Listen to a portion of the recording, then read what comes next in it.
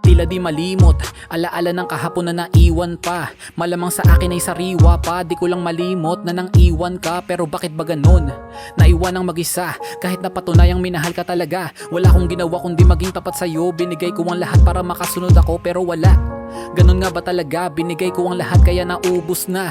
Di ko lang masabi na gusto ko pa dahil alam ko na ayaw mo na. At kahit pa ipilit, malamang sa malamang ay sinuko mo na. Kahit na ano pang paliwanag din na rin tumatalab sa'yo, kaya't ako'y sinuko mo na. Salamat ng marami sa naiwang alaala. Sana laging masaya kahit kapiling ng iba.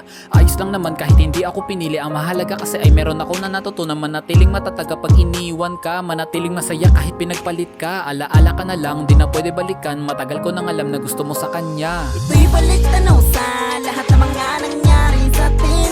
Napakasaya naman ang istorya natin kung susumahin. Mga bituin na kumikinang sa kalangitan na animo ay nagpapahiwatig ng kaliwanag ang dulot ng tamis ng ating nakaraang pinagsaluhan na pagmamahalan na di ko sa patakalain na may hangganan. Ngunit nais ko lamang laman na iyong malaman na ikaw ang dahilan ng mga lumang nagpatangan sa Sumasagi sa aking isip nung magkasama pa tayong dalawa. Di makubli ating mga saya.